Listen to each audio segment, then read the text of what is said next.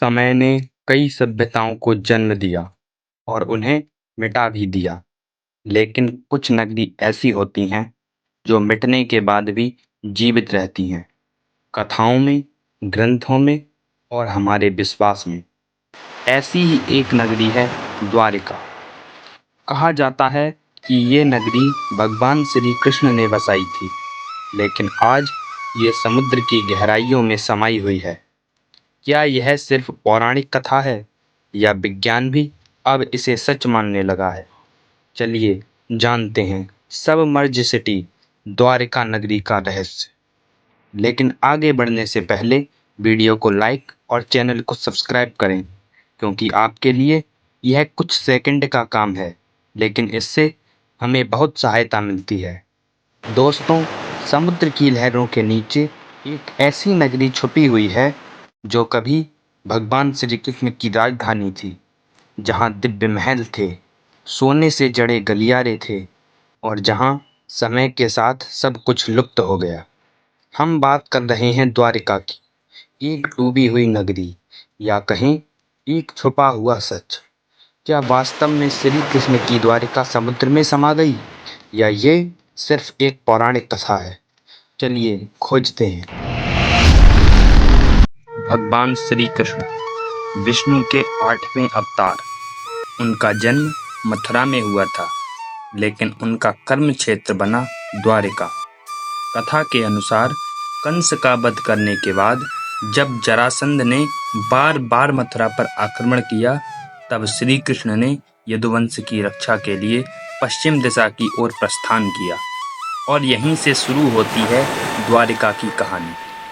भगवान श्री कृष्ण ने समुद्र के बीच एक नगरी का निर्माण करने के लिए कहा, लेकिन इसके लिए समुद्र देव से आज्ञा लेना अनिवार्य था। तब भगवान श्री कृष्ण ने समुद्र की आराधना की। इससे प्रसन्न होकर समुद्र देवता वरुण ने श्री कृष्ण को वारा योजन लगभग 96 किलोमीटर भूमि दान में दी, और विश्वकर्मा ने वहां एक भव्य नगरी का निर्माण किया। यह नगरी कोई साधारण नगर नहीं थी। यह आध्यात्मिक विज्ञान, स्थापत्य कला और दिव्यता का संगम थी। सोने चांदी की महलों वाली नगरी, सजीव संगीत से गूंजती सड़कों वाली नगरी, जहां स्वयं विष्णु ने राजा बनकर धर्म की स्थापना की थी। उसके बाद श्री कृष्ण ने मथुरा जाकर जरासंध का वध किया और वापस द्वारिका आकर अपने परिवार के साथ रहने लगे। भागवत पुराण, महाभारत, हरिवंश पुराण जैसे ग्रंथों में द्वारिका का उल्लेख अत्यधिक भव्यता के साथ किया गया है। कहा जाता है कि वहां 9 लाख महल थे। हर एक कोने में सोने, मड़ियों और कीमती पत्थरों की सजावट। महलों की खिड़कियों से समुद्र की लहरें दिखती थीं। नगर के चारों ओर विशाल द्वार थे, इसलिए इसे द्वारिका कहा गया। द्वारिका नगरी को श्री कृष्ण ने केवल एक राजा की तरह नहीं, बल्कि एक धर्म स्थापक की तरह चलाया। यह नगरी ज्ञान, नीति, न्याय और भक्ति का केंद्र बन गई। कहा जाता है कि द्वारिका के महल सोने, चांदी और मड़ियों से जड़े हुए थे। सड़कों पर स्वर्ण पत्थरों की नक्काशी थी। हर गली में वेदों का उच्चारण और संगीत की स्वर लहरियां गूंजती थीं। लेकिन फिर अचानक ये सब समुद्र में समा गया। क्यों, कैसे और कब? महाभारत की कथा के अनुसार महाभारत के युद्ध में श्री कृष्ण ने पांडवों का साथ दिया, जिसकी वजह से कौरवों की हार हुई। इससे दुखी होकर गांधारी ने श्री कृष्ण को श्राप दिया कि जिस तरह से कौरवों का वंश खत्म हुआ है, उसी तरह एक दिन यादव वंश भी खत्म हो जाएगा। उसके बाद सभी यदुवंशी आपस में लड़कर मर गए और पूरा यदुवंश समाप्त हो गया। उसके बाद बलराम ने भी शरीर त्याग दिया। बलराम के शरीर त्यागने के बाद से श्री कृष्ण दुखी होकर वन में विचरण करने लगे। एक दिन वे एक वृक्ष के नीचे बैठकर गांधारी के श्राप के बारे में सोच रहे थे। तभी एक शिकारी ने उनके पैर में बंधे पद्म को हिरण की आंख समझकर तीर मार दिया। जब वह उनके पास पहुंचा तो उसने श्री कृष्ण को पहचान लिया और अपनी गलती की क्षमा मांगने लगा। तब श्री कृष्ण ने उसे अभय दान देकर देह त्याग दी। श्री कृष्ण के देह त्यागने के बाद अर्जुन बहुत दुखी हुए और वे बचे हुए द्वारिका वासियों को हस्तिनापुर ले गए। इसके तुरंत बाद समुद्र देव ने पूरी द्वारिका को निगल लिया। प्रचलित कथाओं के अनुसार गांधारी के श्राप के अलावा एक श्राप और भी था। कहा जाता है कि एक बार विश्वामित्र देवर्षि नारद के साथ द्वारिका आए। तब श्री कृष्ण के पुत्र शाम और उसके मित्रों ने ऋषि विश्वामित्र से मजाक करने की सोची। उन्होंने शाम को स्त्री वेश में तैयार कर दिया और एक मूसल पर कपड़े लपेटकर उसके पेट में रख दिया और ऋषि विश्वामित्र से पूछने लगे कि इस स्त्री के पेट से क्या जन्मेगा। तब क्रोधित होकर ऋषि विश्वामित्र ने उसे श्राप दिया, इसके पेट से एक मूसल निकलेगा जो पूरे यदुवंश को समाप्त कर देगा।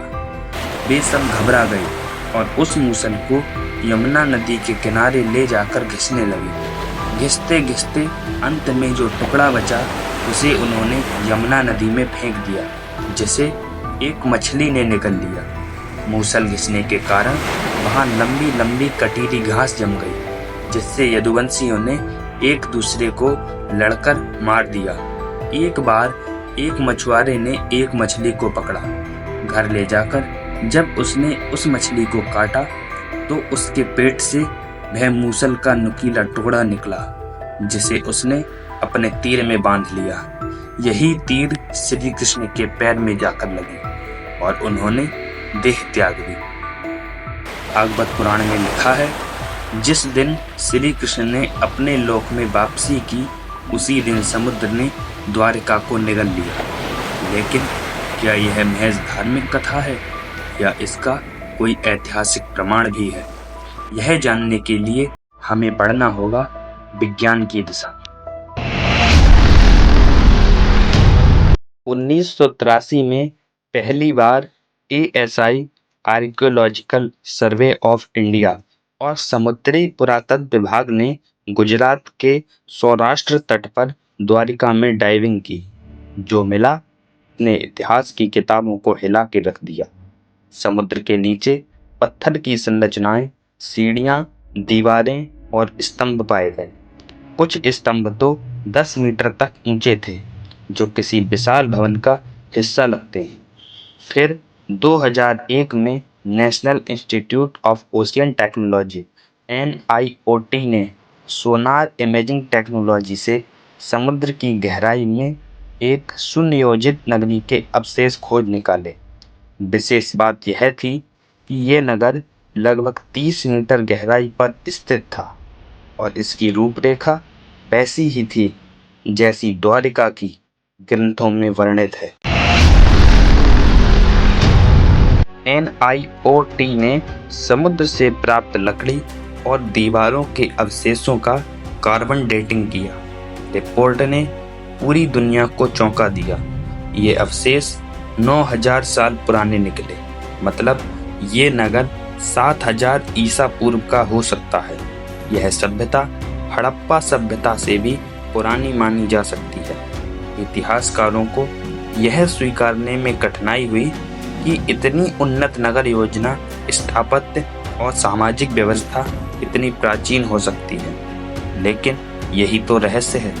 क्या मानव सभ्यता की शुरुआत वैसी ही थी जैसा हमें किताबों में पढ़ाया गया, या हमारे वेद पुराणों में छुपा ज्ञान अब वैज्ञानिक खोजों से सिद्ध हो रहा है? शास्त्रों के अनुसार द्वारिका सिर्फ एक भौतिक नगर नहीं था, बल्कि एक चेतना का केंद्र था। वहाँ की संरचना वैदिक ज्योतिषी, वास्तुशास्त्र और ऊर्जा चक्रों के आधार पर थी। कुछ आध्यात्मिक जानकार मानते हैं कि द्वारिका नगरी पृथ्वी पर एक ऊर्जा ग्रिड के केंद्र में थी। श्री कृष्ण के वहां निवास से वह स्थान सतयुग की तरह हो गया था।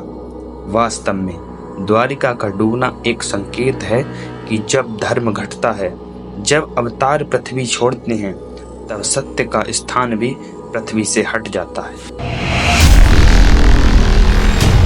आज भी गुजरात में द्वारका नामक शहर है। यह वही स्थान माना जाता है जहां श्री कृष्ण का महल था।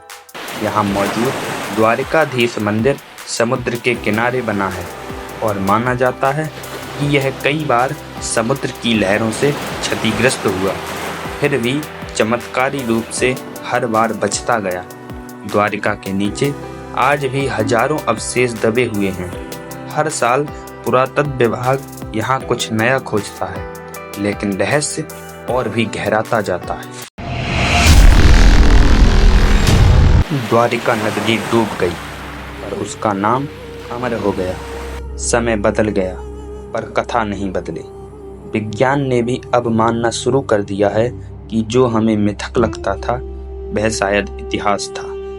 द्वारिका केवल श्री कृष्ण की नगरी नहीं थी, वह धर्म, नीति और चेतना की राजधानी थी। और शायद समुद्र की गहराइयों में आज भी कोई स्वर गूंजता है। धर्म की रक्षा हेतु जब जब आवश्यकता होगी मैं फिर आऊँगा। क्या आप विश्वास करते हैं कि समुद्र के नीचे सचमुच भगवान श्री कृष्ण की नगरी छिपी हुई है? क्या हम कभी उस दिव्य द्वारिका को फिर से देख पाएंगे, या वो सिर्फ रहस्य बनकर हमारे प्रश्नों का उत्तर देती रहेगी? एक डूबी हुई सभ्यता, एक अमर कथा। ये थी सबमर्ज सिटी द्वारिका नगरी का रहस्य। अगर आपको यह वीडियो पसंद आया हो तो इसे लाइक और शेयर करें और कमेंट में अपने विचार प्रकट करें। ऐसे ही अन्य रहस्यों को जानने के लिए हमारे चैनल को सब्सक्राइब करें। धन्यवाद।